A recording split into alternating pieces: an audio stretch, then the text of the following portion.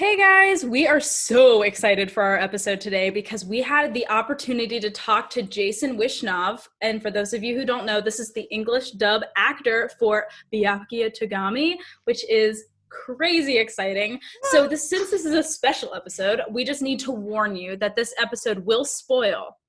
The entirety of the Danganronpa series. I'm just going to reiterate that. This episode will spoil the entire Danganronpa series. So if you have not played through the games, do not move forward. But then you can come back later and have a special, exciting episode. But yeah, thanks for listening and enjoy. I'm Maddie. I'm Marin. I'm Caroline. I'm Byakuya Togami, and these peasants are the Ultra Hope Girls. 1, 2.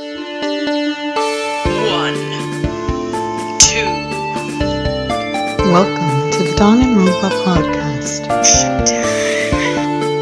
You're on the threshold of an amazing episode. Showtime. Can I just... Wow, okay. It's cool. I'm really... You gotta do the That anime. was amazing. The anime. Like, The anime. There's like glint there. There's like a shine. Yeah, Wow. the reflection of the glasses, of course. Yeah. That was perfect. That was Thank you. perfect. All right. All right.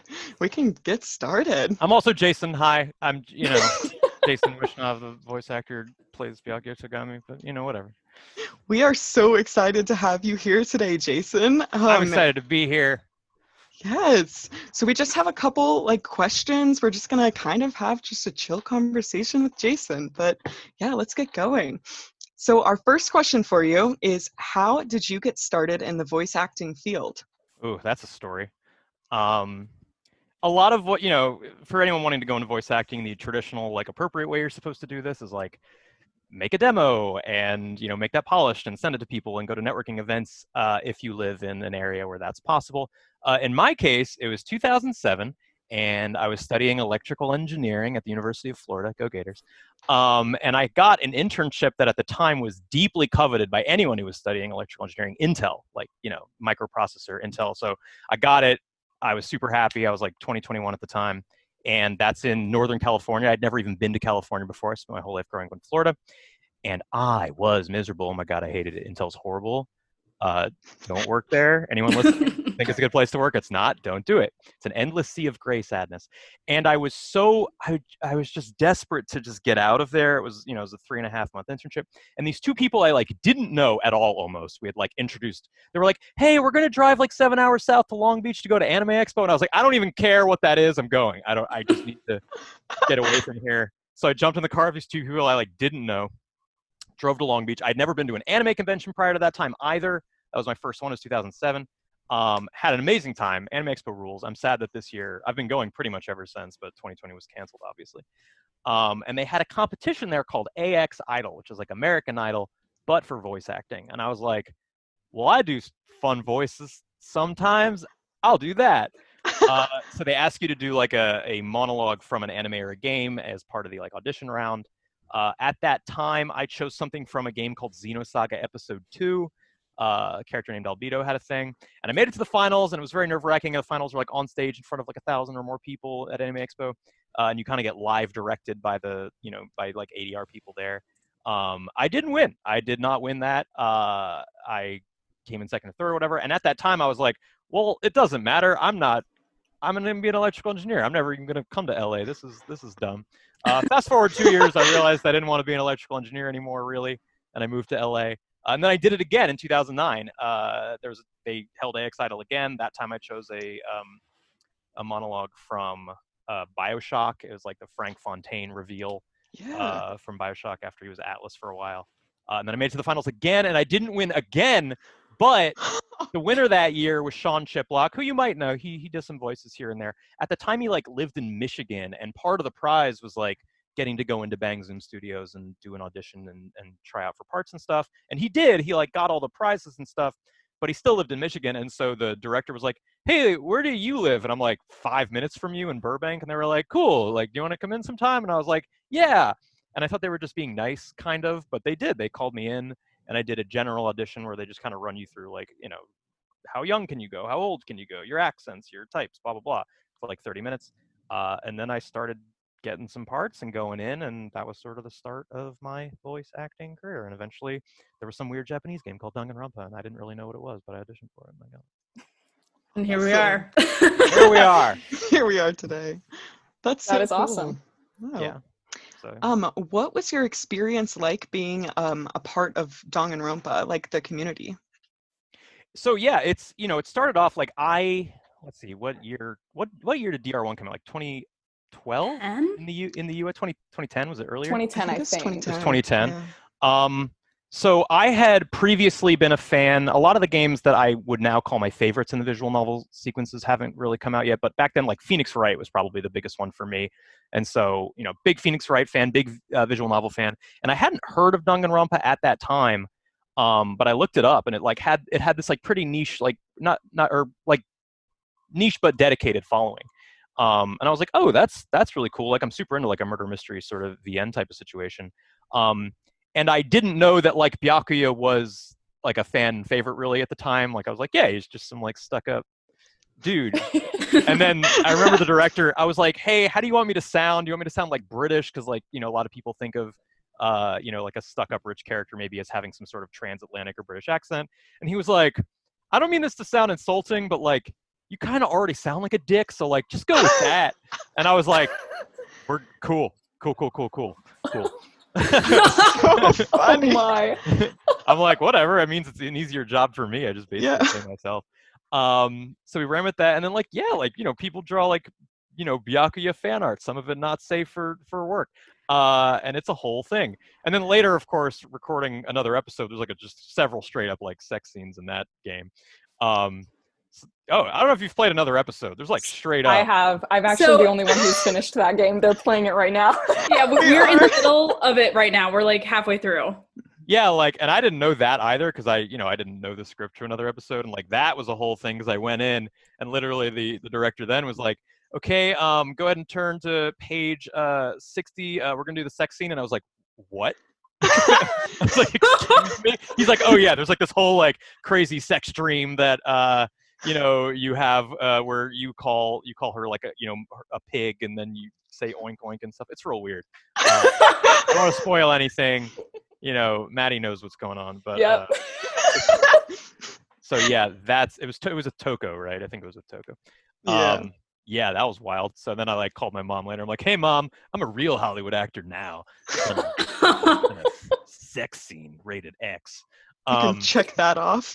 But it's cool. It's cool being part of the community. It's cool having such a like games that I want to play. A lot of voice actors, I've like as a random example, like I did a voice in Dynasty Warriors 8. I don't really like Dynasty Warriors that much. I'm happy to have contributed a voice, but I don't want to play that game. Whatever. It's just like a Musou title.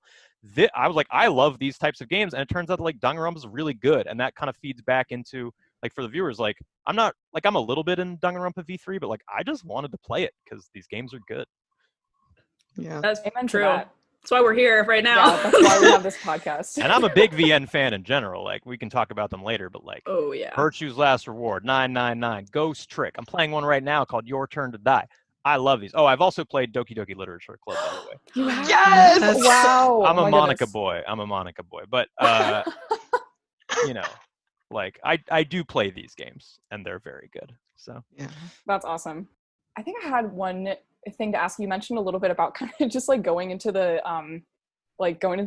booth to record and having them be like, all right, sex scene, and you didn't see that coming. How much did you really like know about the plot and about what was going to happen when you were Nothing. recording the lines? absolutely really? nothing. And that's something. It's not just Danganronpa. That's industry wide, and I really don't like it. It's like one of the biggest skills that you learn as a voice actor is cold reading, where you just have to go in and like immediately see the lines. And if you're lucky, you have a good director and or a good, like it's literally an Excel spreadsheet that like shows you context that'll be like talking to this person slightly annoyed, or like you can always ask the director like, hey, what's going on in this scene? Like what, why am I doing this, or what, like larger context. And usually they'll give it to you if you ask. But you pretty much have to cold read anything, and especially in a game like Danganronpa where there's like so many reveals and twists, and like the cases are really twisty and you don't know exactly who did it or what happened. Like you are going in and reading these lines with no idea about where any of it is going. And that's very challenging, especially early on. And this is something that maybe you guys notice, maybe you don't. I believe that my voice work in the first chapter or two of Danganronpa 1 is not very good, because we went in and I barely even knew what Danganronpa was at all at this point. And like, we're trying to find like a tone, and we're trying to find like, how is this going to work? And like, it's not bad, but it's not like great. And then over time, you're like, okay, I see how the cases are working. I see what Byakuya wants and how he feels like, and then I get better. But due to the reality of like budget, like, sure, we could go back and re-record all of chapter 1 or all of chapter 2, but that's another however long you have to pay me, the audio engineers, the booth space, the director, like everything. So that costs a lot of money to do, and I don't think we did, which is why I think like I'm not super happy with the first chapter or two. And that's something I think the industry should change. I think the voice actors should have access to the script in advance. They should be able to ask questions. But of course, then you get into some tricky things where like, okay, well, if I ask the voice actor to in advance do some preparation, well, isn't that work? Shouldn't I be paying them for that time? Should I be paying them the same rate that I'm paying them in the booth, which is usually SAG-AFTRA, even though Danganronpa was not? But whatever it is, whatever that rate is, like there are some questions there, and it can become difficult. And I sort of know why it's the way it is. But I do think for games that really care about performance, I mean, if we're going to the highest echelons, we're talking about Last of Us, we're talking about Naughty Dog games, like those actors are brought in for table reads. They're, with Neil Druckmann, like that, it becomes a much more involved process in those types of games. But of course, they've got the millions to burn, right? Danganronpa is a smaller game from Spike Chunsoft. They, especially for a localization, it's not even the original Japanese. They're probably not going to do that. So I get it. It's fine. But... Gotcha. Yeah. I was actually going to ask, when you were like first reading through the script and it was hard, like even in chapter 1, where you didn't know what was going to happen later in the game, were you ever able to read with some of your co-voice actors to like play off of each other, or was it really just a solo gig? Same thing. No, like multi-mic sessions are a little bit more common, I would say, than getting the script in advance. They do happen. A lot of studios accommodate for that. But again, it's one of those things where it's more difficult to schedule with actors. You generally are a little bit less efficient in terms of just cranking the lines out. But yeah, I'm alone in the booth, and the director, if you're lucky, has the person you're talking, like if they recorded before you, that you can at least hear what they've done. They can play back that actor, but that's totally luck, right? It's like who was available first in the schedule. They don't like plan it like, in advance. So in some cases you might get it. In some cases there's nothing there at all. And that also makes it difficult to act as well. This is also getting into another thing, but like, also I'm a game developer. I don't, like I do that. And my last game was there came an echo, and we did multi-mic sessions. It was almost like I just wanted to be in the booth with Ashley Birch and Will Wheaton, but we had scenes where we would bring all the actors in. I think at one point we had 7 actors all in there at one time, which is very difficult to do, just in terms of scheduling and getting everything working. It was probably worth it. It was worth it from a performance standpoint. Was it worth it from a money standpoint? I don't know. How much money do you have? I guess it's always, game development is always balancing things against your budget. And also, like, if you have $10,000 to spend, do you spend it on a multi-mic session, or do you spend it on like, we could make that art better, or we could make that we could add a new song in this part and give more variety to the audio, soundscape. So that's what producers are for, and they're very valuable people in the games industry. And shout out to producers. I don't know if any are listening, but whatever, shout out anyway. But yeah, so it can be a very challenging task. Gotcha. Gotcha. Yeah. When you were talking about like how you don't get the script beforehand, so I'm a stage performer, or that's where I've found sort of a home, and like that is why I don't. Anyway, that's it. That's all I want to say. I know why. Right? That is why? absurd. I don't know. It does bother me. It's it's a different skill. Like, you can get good at cold reading, but like, why get good at it? You could just do a better job. Anyway, yeah, I know. Yeah. I gave my script to my actors in advance. I couldn't make them read it without paying them, but like, they had it. Yeah. There you go. Here we promote warm readings. Yes, only warm. Warm reading. Temperature readings, please. Yes. So one of our next questions we had was, it might kind of touch on some of the things you've already said, but as far as, you talked about kind of what that recording process is like, but what was the audition process like? How did you get the role? in the first place? You're not gonna like this answer. I didn't. I banged. Huh? Okay, I don't know how most recording studios do this. I think if you're a big studio, if you're like, again, Naughty Dog as an example, you literally have a casting director. That's their job. The casting director has a known Rolodex of voice actors. They can go to a variety of agencies, CAA, WME, whatever, and like start collecting. And then they can obviously ask those actors for auditions, which are generally, you don't have to pay usually to get actors auditions, kind of the job. And the whole deal. Bang Zoom Entertainment, which is primarily a voice recruiting studio, but they also provide some other services as well.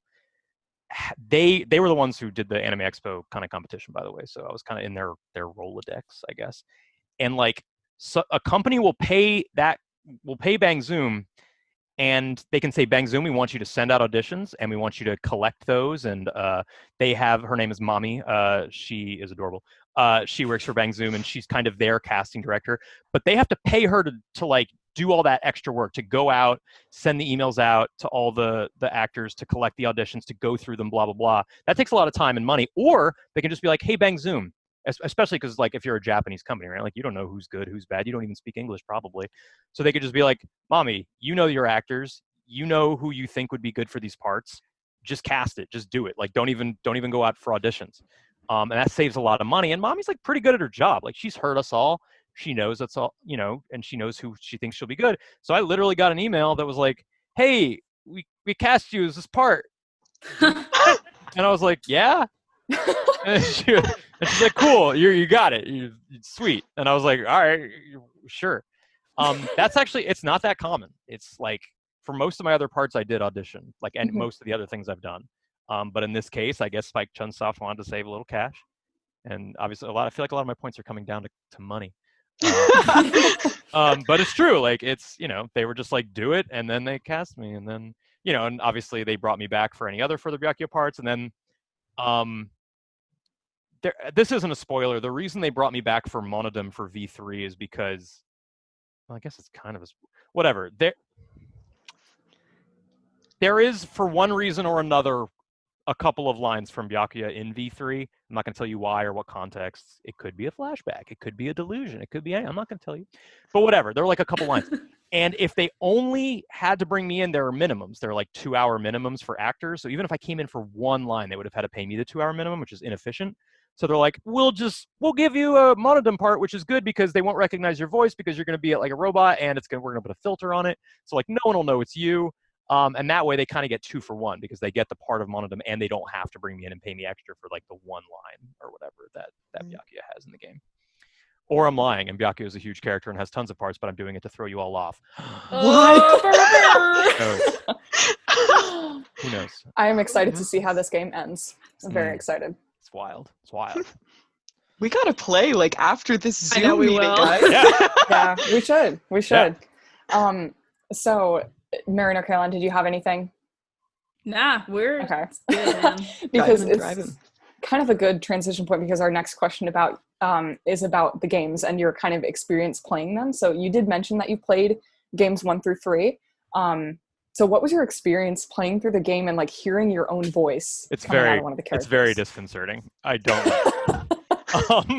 like I'm not going to change it. Like I think did all of them contain Japanese VO or only the like 2 or V3 did? I don't remember, but I didn't pick it. I picked English for all of them because it's not only me too. Like I know a lot of the voice actors also. Like I know Erica Harlacher and I know, you know, a lot of these people. So it's also a little bit weird to hear them because I'm like, oh, I just hear my friend, you know, as opposed to Chiaki or whatever. But you know, I just tried to sort of take myself out of that and just focus on the case and like not try and because also if you listen to yourself, not only is it weird, but like sometimes you start nitpicking yourself. You're like, that line was dumb. I should have done this instead. Like, you know, and then you're just like you just get in your own head about it. So I just tried to like ignore the fact that it was me and just play the game itself. But like that luckily with Danganronpa that wasn't that hard because there is a lot to distract you, I guess, from that. There's like all this insane stuff happening, the way, you know, presenting evidence, like you're loading bullets into a truth chamber and shooting lies. it's you know, it's pretty wild, all that stuff. So luckily the game was able to like, you know, get me out of my own head in that sense. But like, it's a great game, and I don't know how you guys feel. I like 2 more than 1, and I think I might like V3 the best, but we can't talk about it. Really? Yeah. Interesting. 2, I mean- I think, has the single best case in the series, which is the Nagito case. I think it's case 5. Yeah, that one With is with lots the of fate twists or and turns. luck, I guess, with the jugs. That is insane. That Yeah. was like blowing my mind the whole time. Nagito rules, by the way. If you spoilers, I guess I'm pre-jumping. If you guys were going to ask me who my favorite character is, it's Nagito. Really? Yeah. I love Nagito. I think he's an Wow. amazing character. I love that. We were going to ask you that. So nice. Oh, yeah. That's awesome. Wow. I'm a fan. I also like Kyoko a lot. Me too. She's one of my faves. Kyoko's a great character. And who am I? And Chiaki is another strong candidate. Yes. It's real sad with Chiaki near the end, though. God, Oh, That hard. stabbed me in my heart. yeah. I know. I think that like Marin and I are V1 stans. hmm Still a great game. I'm not. oh yeah. No Yeah. hating. I think Yeah. for me, it's because of the characters in the first game. Like, to me, game 1 had the best developed characters, but I can't disagree that the case in game 2 is by far the best. Yeah, hands down. Yeah, case Yeah. 5. I love a good twist. That's something I very much look for, and that's one of the reasons why. And I'm not trying to, DR is amazing. I'm not saying it's not, but we're talking my favorite visual novel of all time. It's got to be VLR, Virtue's Last Reward. Yes! A game that, like, I remember I think it was 2012 that game came out, or maybe 2013. I was playing it in bed at like 1:30 a.m. or something, and like some stuff happened that I won't talk about here. Something with K, Marin, if you remember, with the mask and K.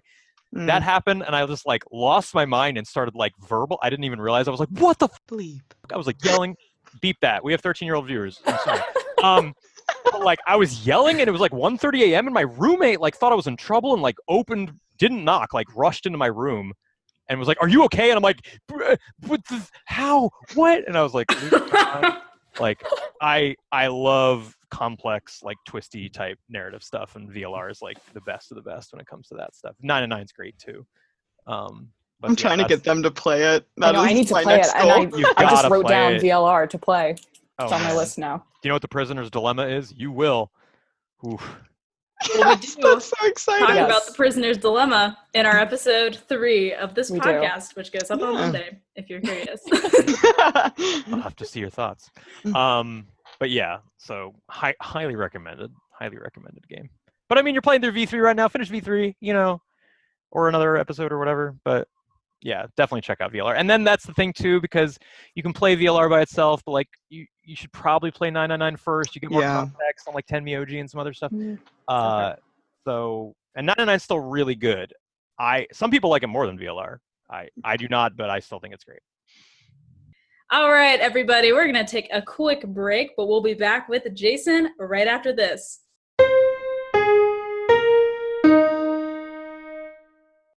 Hey guys, before we take our break, I just wanted to come on here and let you know that we have actually been able to start a Patreon. Thanks to you all, our first month has been incredibly successful, and we're so thankful to have you guys as listeners because we're just 3 friends who are really passionate about Danganronpa, and we are so glad that we are actually able to create content for you guys. So if you are able to support us financially, we would so appreciate it. And our Patreon subscriptions come with some awesome perks, so we're going to talk to you about those right now. So the first option for donations is $2 a month, and that makes you a reserve course donor. And this will actually give you some early access to some of our episodes, as well as some Patreon exclusive extras, including bloopers from our podcast, possibly some deleted scenes that we had to cut for time, silly videos that we've made, including reactions to us playing the games, and more. If you donate $5 per month, you are a first-year student donor. And in addition to all of the things that Maddie said, you will also get added to a patrons-only Discord server. You will have double entries in any future giveaways that we do, and you will receive a free MP3 of our music. All right, so at $10 a month, you are the ultimate donor. That means you are a super high school level donor. And these donors, in addition to everything that has just been said, you also get to be part of Caroline's book club via Zoom. So that means book club with the IRL high school literary girl. And you also get to have live Discord chats with us and get to hang out. And it'll be super fun. Maybe we could play some of the games together, maybe have fun like Jackbox game nights. It'll be really fun. So the money that you would be donating would help us be able to create more content for you guys. We'll be able to go to conventions and meet you guys, create merch, and maybe have more special guests on our podcast. So thank you very much in advance. And we're so glad to have you guys as listeners, and we can't wait to have you as supporters as well.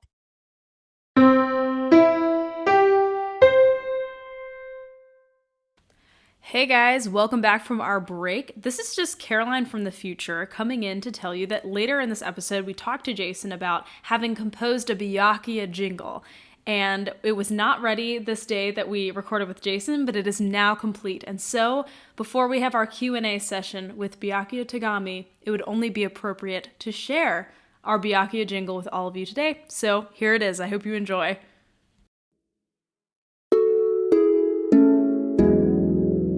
Your beauty is beyond compare, with golden locks and skin so fair. Ooh, Byakuya Togami, Byakuya Togami.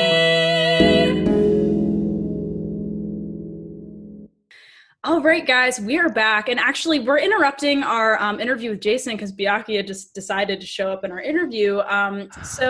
Hey, Byakuya, how's it going today?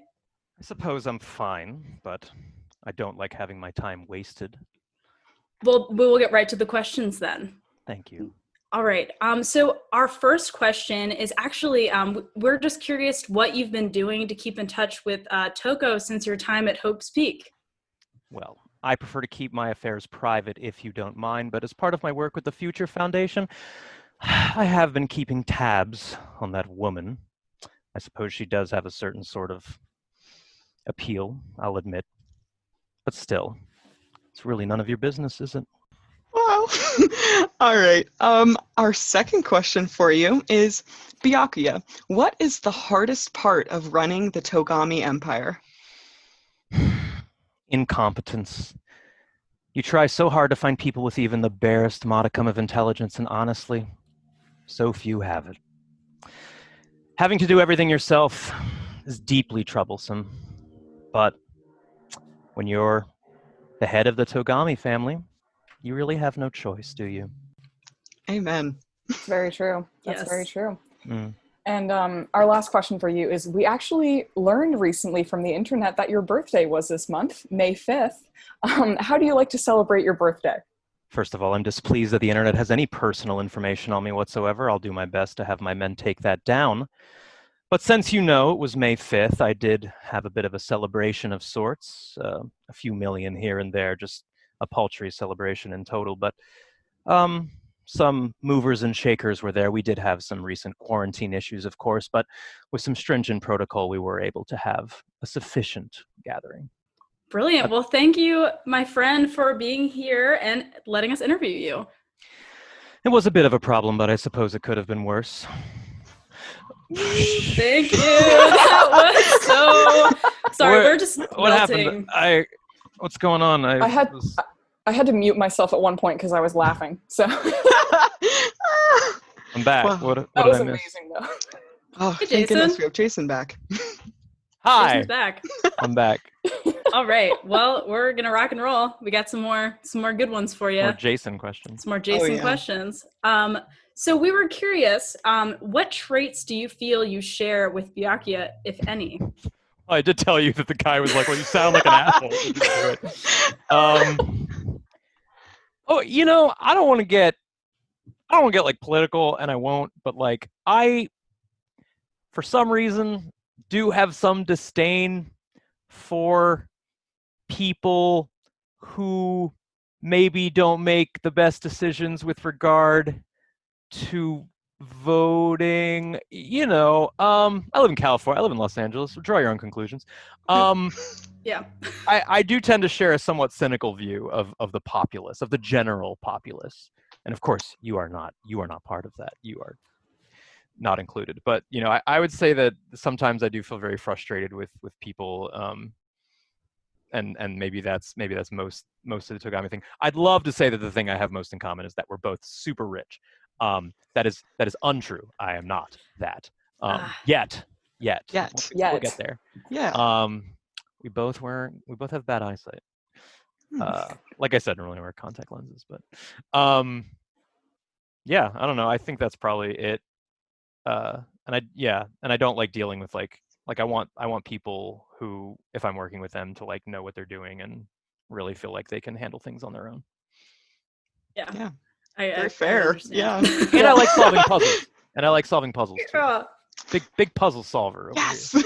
Yeah. Clearly, if you like Virtue's Last Reward. Yeah. Oh yeah. And I go, like, if we're talking puzzle games, I mean, I can go into a list here.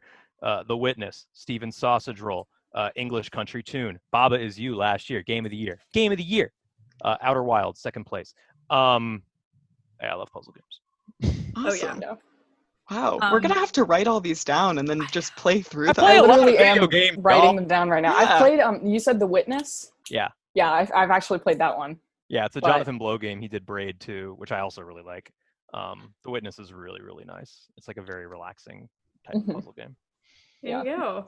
Just out of curiosity, have you played the Nancy Drew video games? I have not played the Nancy Drew video games. I did read the Boxcar Children as a kid.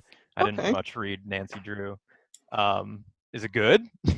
I mean, it's definitely an independent game maker. Like, the animation isn't awesome and it's a little old, but I mean, I love them. Maddie loves them too. I grew up with them. They're just like so special to me. I think if you're looking for some good twists, I could recommend them if you're interested. Definitely. Always love twists. Oh yeah. Big twist fan. Me too. All right. So we already know your faves, who you love. If you want to talk more about characters you enjoy, feel free to do that. If you have anything more to say about that. I mean, that's what makes the Danganronpa games, right? It's like the crazy cast of characters. Amen.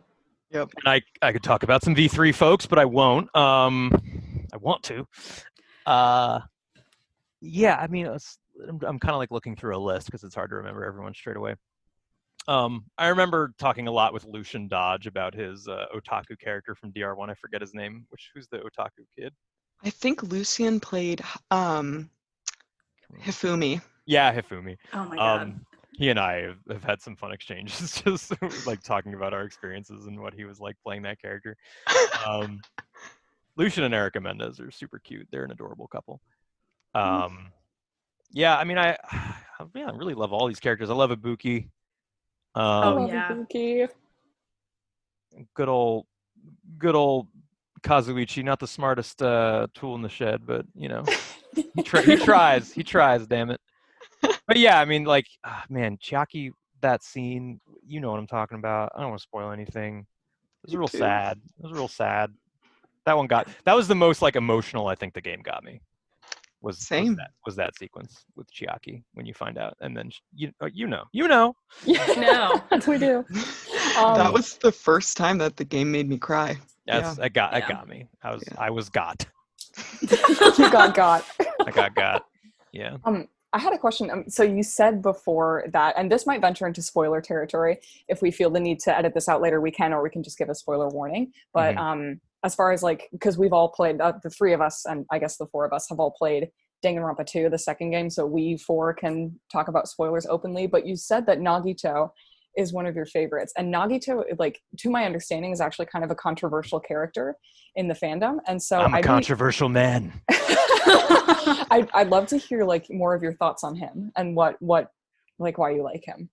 So Nagito is like, okay, so any bad guy in any antagonist rather in any game, to me needs to feel like there's a good reason behind what they're doing beyond like, I'm bad and I want you to die, or I want money, or like just like very like deeply selfish motives. Because I think that there are some people in real life maybe that kind of are just like, everybody, I hate them, I'm just in it for me and I want money. But I think that most like nuanced people believe themselves to be the good guys, like any good villain like feels justified in what they're doing. And Nagito is like semi-insane, especially in the beginning of the game. You're like, because they introduce him as this character that's like all about hope, and like you don't see anything weird about that. But then at the end of case one, the kind of like the other shoe drops, and you're like, okay, whoa, this person's idea of hope is deeply twisted. And then you see Nagito go through this transformation where he, before anyone else, learns the truth of what's happening in DR2 with like the personality modifications. And like he sort of changes because he has that information before, because he got into like the escape room kind of deal. I forget exactly how that worked there with the two towers. I don't know, it was wild. And so like you're trying to figure out what changed with him and then his actions to try and prove, I don't know, he feels insane, but an insane to me that feels grounded, like based on the reality of his situation, if that makes sense. Yeah. And I just like, I don't know, I like the way he speaks. I love his hair. His jacket is cool. He's just cool. Yeah. And his pace is so good with that whole I think it was case 5. It was either 5 or 6. Yeah, it was case 5. So good. I love It case is. 5. He's great. And I can see maybe why he's controversial, right? I can see why. No, but I mean, that's great because those are kind of my similar feelings. Like, I think as kind of an antagonist who like sees himself as the protagonist, Right. like I like him a lot, but a lot of people, actually a lot of my other friends who play Danganronpa really don't like him. And so it's just interesting. They're the- allowed the to be divide wrong. on that. It's fine. They're Amen. allowed to be. It's cool. I wonder what it's like being so wrong. Yeah, I don't know personally, but it must be like crazy to be that wrong. It's unbelievable. Another thing we do a lot on here is Marin and Maddie and I love to talk about like which characters we feel that we are most similar to. And so we're curious who you are most similar to, or a combination of. I mean, like I, earlier elaborated, I do feel some kinship with Byakuya. Like I do feel like I definitely Let me pull up. I've been looking at a list of Danganronpa 2 characters because we've been talking about that. I definitely don't relate to either like protagonists, like Makoto and what's his face? Hajime? Yeah, Hajime. Like Kyoko's very like measured, very logical, and I do feel like I have part of that, but I also am not like the kind of colder introvert, non-sociable person that she is. So it's a tough question. There's a huge cast of characters here. Oh man. Feel free to think about it. No Yeah, rush. yeah, You're no good. problem. Freaking out here. While Okay. you're thinking, we can also tell you who we are. Yes, if you're tell curious. me who you are. Okay. Yeah, so I think the closest one for me is Nekomaru from Game 2. Yeah, probably him. I got Taka in the first game on the personality quiz, but I think that's less close. So you're a Hufflepuff? Is that what that means? I feel like I'm actually a Slytherin. Oh man, but lawful good, definitely. yeah. Oh, Marin. Uh, Oh man. Am I next? Yeah. Sure. Oh, I actually do relate a lot to Kyoko personally. She's one of my favorite characters, and she's one that I relate to a lot, which I don't know, maybe is that narcissistic to have like my favorite character also be the one that I relate to the most? I don't No. necessarily think so, but that no, is people are drawn to characters that they see themselves in. That's not. that's uncommon. true. That's true. Yeah. Yeah.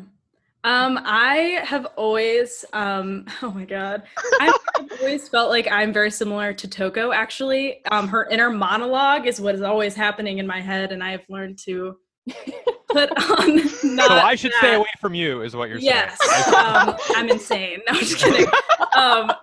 But yeah, I don't know. I'm a writer too, and we share a similar taste in literature. I literally just had a conversation with Marin like a week ago about how I was like, oh God, young adult romance fiction is awful because it's like so shallow and not deep. Like that's a general. I mean, that's sort of the point, though, right? I mean, if you yeah. want, Right. But okay, I'm gonna say, all right. I know this is cheating, but three-way combination. All right, Okay. Byakuya, of course, Kyoko, just because like I when it comes to like analyzing a problem and like talking it through, like I think I would relate to her the most. And I'm gonna say Ibuki Miyoda because you know what, she's direct. She's just like right out there. She loves singing, which I very much do. I'm a big karaoke fan. Yes. And she's just cool. She's just a cool character. I'm gonna throw Ibuki in there. I love Smart. that. That's awesome. We need Yeah. to do karaoke I was gonna Yeah, say. we sing too, actually. That's our background is we were the theater kids and the chorus kids in high school. I sing a lot. I mean, Well- I'm bummed that I can't go to karaoke with my friends in the last like 2-3 months or whatever, but it's a very frequent activity for me in Los Angeles. As soon as quarantine's over, we're on a plane to LA Yeah. for some karaoke. We'll all go to Max Karaoke. It's in Little Tokyo. It's the place we all go. Yes. Perfect. I love that. Yeah. Also, I mean, I think this is a good time to mention that Marin and I are actually collaborating right now on writing a Byakuya jingle. So like every Oh time my. he comes up in an episode, we just have like a little 20-second jingle. Oh It'd man. be great. The only thing that makes me sad is that I don't get to hear it today, but We'll send it to you when it's done. Yeah, send it to we'll me when it's done. forward it. Yeah, for sure. I want to hear that. All right. So just, because like I am a performer, and I was just curious what tips you had for people who want to get into voice acting as a possible route for career. Sure. So I briefly mentioned that like the traditional way to do it is like you have to have a really good demo reel, keep it like under a minute if you can. I know you want to put in all the cool voices you can do, but you just casting directors just like don't want they're just not gonna listen to anything longer than a minute really. Go less on the accents and gimmick voices than you think you should. Like those get you work occasionally, but most of the time it's closer to your natural speaking voice.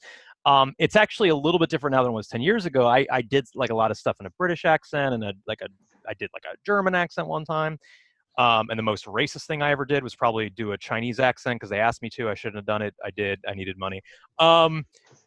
Not obviously ever going to recreate that. But like these days, if they want a British person, they're going to cast a British person. If they want a German person, they're going to cast a German person. So it's best to just like throw down like these are my acting chops. You can do age ranges. That's important. Like obviously they're not going to cast a 6-year-old if they want a 6-year-old. They're probably not going to cast an 11-year-old if they want an 11-year-old. There are some old people working, older folks, but you can do that too. And just keep it like get some good scenes. I know we all probably love anime here, but in general, localized anime doesn't tend to be super well written. So I would, if you have to put one anime in there, maybe only one. The rest can come from games or even more contemporary stuff like films and movies and Western side of things. Just because they just tend to be better written and demonstrate your acting ability more. The biggest thing though, and you guys are located, tell me where you're located again. We're all in All different over. places. You're all Yeah. you're all over. Okay. I'm in Philly. Oh, That's I was born in helpful. Philadelphia. What up? Go Eagles. Yeah, woo! I'm in Pittsburgh. So Yeah. So All we're right. both Pennsylvania. Go Steelers. I don't know. I'm in Virginia. Go Washington racist name team. Point is, it's true. I have a problem with that football team. Anyway, you kind of need to be in one of a few areas to really like do voice acting. LA obviously is the number one option, especially if you want to get into character work. New York has a huge scene. It's a little bit more commercial in New York, but it also has a very large scene. You can, and like some companies record it. I think Rockstar does, and a few others. Chicago, surprisingly, or maybe not surprisingly, has some stuff too, and a little bit Austin. You can kind of go to Austin. Funimation is there and some other studios as well.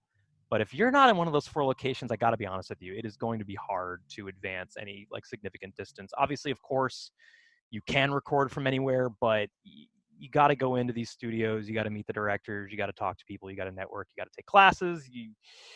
It's just better to be here or one of those cities. And obviously, people have predilections about what cities they like best. I'm biased. I live in Los Angeles. You can probably tell which city I like best. But they're all that you can do voiceover work in all of them. But you kind of do have to sort of be in one of them. It's hard. It's really hard if you're not. That's all I have to say there. Other than that, the old adage, it's who you know, not what you know, is definitely true. You don't take classes. Sure, they can help you get better, but you mainly take classes because you meet the directors. You take classes because they know your name. So that's really important there. Or casting director workshops, which is like them kind of acknowledging that it's not really a class. I almost like that they call it that because they're like, yeah, we know what you're here for.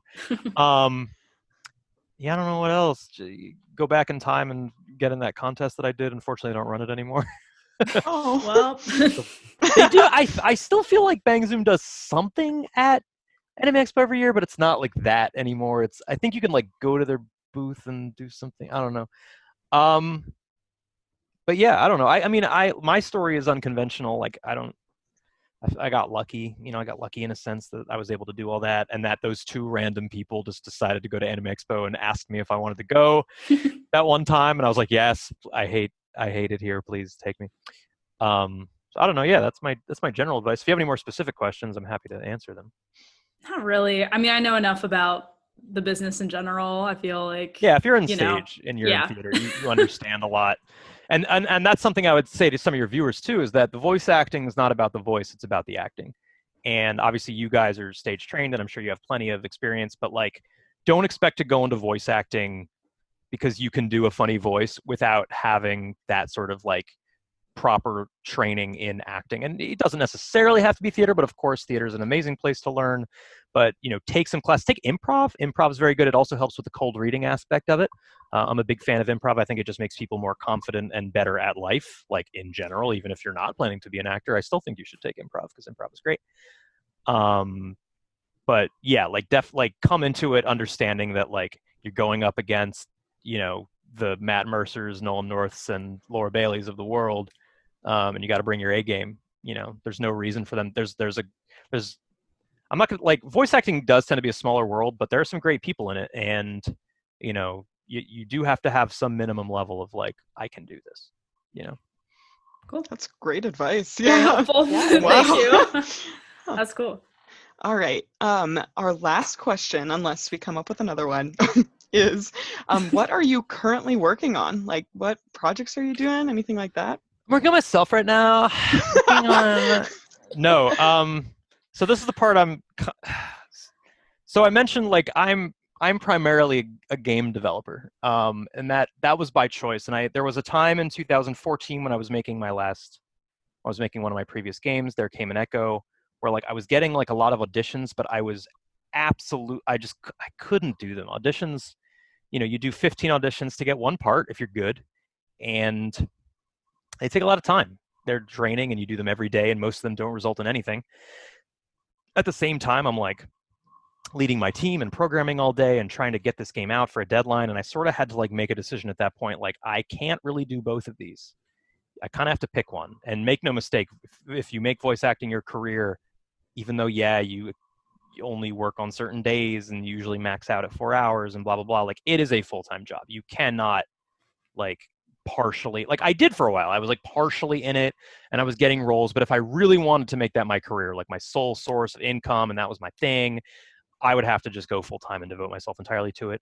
But I love making games, so I sort of made the decision then to kind of pull back a little bit. It's not that I don't voice act anymore at all, but it's rarer for sure, and I called back for anything like monodom or whatever, like recurring roles, and I occasionally I have a lot of like friends in the game industry that like need voices, and I invariably do stuff for them. I recently helped out on a game called Watam with like the ending lyrics, and I worked with Keita Takahashi and those guys.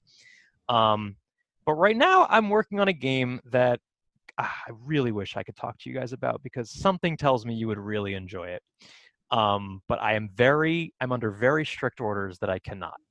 I signed a deal with a publisher early this year, and we've started production, and we're all working from home. We're all just on Discord all day or whatever, on a game. I will tell you it is an RPG.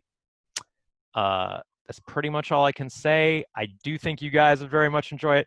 But that's kind of like what my full efforts are focused on. And I probably will be playing a character in this game, because obviously I'm narcissistic, and why would I not? It also saves money. I don't have to pay another actor. But I just can't talk about it because I'm under strict orders from the publisher that I can't. But it's going to be real cool, and it's going to come out in a couple of years. So like 2022. So we're still early. We like basically just sort of started a couple months ago. And I'm designing, I'm programming, I'm writing for it. I've written the script. It's like 180 pages, a long script. A lot of words in this game. It's going to be fully voice acted, so we're going to get, hopefully some of those people that you're familiar with, maybe from Danganronpa. I remember, just as a quick side note, I remember playing Virtue's Last Reward, and I played it coincidentally right before I cast for my last game, There Came an Echo. And I loved the voice actors so much that I ended up casting like 3 of them in the game. Well, it ended up being 2, because I actually cast Karen Strassman, but then she had a television role at the time that it was a huge conflict and she had to drop out. I think it was actually Silicon Valley. She appears in an episode of Silicon Valley, like near the end of season 2, as like a lawyer or something. So she had to drop out, but I did cast Laura Bailey, who was Luna, and I did cast Rachel Robinson, who was Zero the Third. And so I was like, because I loved VLR so much that I was like, I'm casting you people. That is so good. I know Laura Bailey. Well, know her, not like personally, but I know of her like voices and stuff from the Naughty Dog games. Yeah. So she's is it Nadine in Nadine Uncharted 3, and is she on Critical Role too? I forget. I think she is. I'm not sure. I'm not familiar with that one. Yeah, Critical Role is the D&D show that they all do. Yeah. Okay, gotcha. Yes. That's cool. Yeah. It's the popular. Laura Bailey is a perfect human, and I'm mad that she exists. Her and her husband is perfect. She's perfect. They're just perfect. It annoys me that perfect people exist, and it's them, and I'm just like, damn it, making all the rest of us look bad. Man. Yeah, Laura's awesome though. We will keep an eye out for your game, and Absolutely. Audience listeners, we encourage you to follow Jason on Twitter. Like, keep yourself updated and look for this game to come out, and we'll announce it in like a year. I don't know. We don't know yet. Sometime in the future, and then the game will come out sometime in 2022. So we're a long way away. So yeah, you can count on us. We will be checking it out for sure. Yeah, something tells me y'all are gonna like it. I can't say why I think that, but I am pretty sure. There's a reason. Process of elimination. Danganronpa. Anyway. You're actually wrong. It is not because of Danganronpa. It's another reason, but I can't tell you what it is. Wow, I am in suspense. I'm gonna start refreshing his Twitter page like over and over. For a year. You won't say anything. You won't say anything for a year. You're not gonna see. You're not. But gonna I see will it. be the first to know. That's true. You just refresh it constantly. I'm so excited to find out what this is. Yeah. And what your reasons for saying that are. I'm so curious. You'll know as soon as it's announced. You'll be like, oh, that's what he meant. Yeah. All right. Well, that wraps up all the questions we have for you.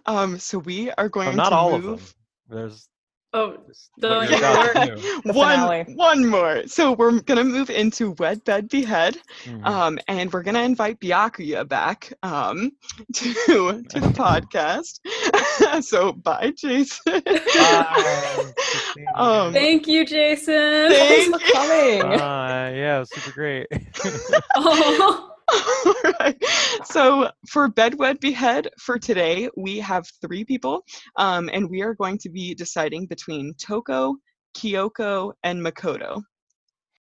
All right. So for me personally, I would wed Kyoko. I think that of the 3, she would be a really good partner. She's very consistent, and I would never doubt that she was always like, looking for the best possible outcome in our relationship. I think that I would probably bed Makoto. Not for any particular reason other than I don't really want to bed Toko. Just because she's like a little. She doesn't shower. I know, she doesn't shower, but also she's just like really neurotic, and I think the entire time she'd be looking for like words of encouragement, and that could get exhausting. So behead Toko, wed Kyoko, and bed Makoto. Wow, man, that was... I know, I'm sorry. All right, I'll go next. Sure, we can save Byakuya for last. That's Byakuya, you good with that? I suppose. All right. So, oh man, I would definitely kill Makoto. Not a fan. He's a boring character. Period. I don't know. If I married Toko, it would just be constant anxiety, and then I would just be like freaking out all the time. Oh my god. I think I would. I think I would marry Kyoko, bed Toko. Maybe as Genocide Jack. That's my opinion. This is a tough one for me, but I think I have come to my decision. I think I would I would wed Kyoko. I really, really love her. She's one of my faves. And I think I would actually bed Toko, behead Makoto. Because here's the thing. I don't particularly want to bed Toko, but I really, really don't want to behead her either. I really don't want to kill her. I mean, like, I do love her a lot. And I just can't, I couldn't bring myself to do that. So sorry, Makoto. Wow. Are you sure I can't behead all three? That is not allowed, not in the rules A of real the shame. game. Yeah. Well, Caroline, what you said is correct. Makoto is an absolute bore. Thank you. Alexa, stop. My apologies. That was my servant, Alexa. I have several servants, obviously. Yes, of course. Yes, her name just happens to be Alexa. Normally, I just call her slave. Makoto's gone. Absolutely. He is technically a member of the Future Foundation, but frankly, I think we'd be better off without him. As far as Tokyo and Kyoko go, this is a challenge. I've had some experiences with Toko, Genocide Jack. They've been interesting. And really, what is wedding but getting to bed for a lifetime? You're right. Amen. So I'm going to say I would bed Kyoko just to see what's happening there, but I would wed Toko. All right. Wow. That is the most exciting news I've heard all day. It is finalized. It is done. All right. Well, we're just going to say thank you, Jason. Again, thank you so much for being on our podcast today. It was such a pleasure to have you. Yes. Pleasure to be here. Absolutely. Thank you so much. Oh, you're welcome. I had a good time. Yeah. Hit me up with that Byakuya jingle. I want to hear that. Oh, yeah. And also hit me up when you play V3 and or Yes. VLR. Those are important things for you to play. And, you know, it's quarantine time. Let's go. Let's It's go. time. It's V3 time. It's time. Yeah. All right. Well, again, thank you for coming. And to our listeners, we hope that you enjoyed this episode. If you'd like, you can check us out on Facebook, on Twitter, on Amino. We have accounts everywhere. We'd love to hear from you. We'd love to hear your questions, your thoughts, how you enjoyed this episode with Jason. And we can't wait to hear from you. Thanks for tuning in. Yeah. Bye, All everyone. right. Bye.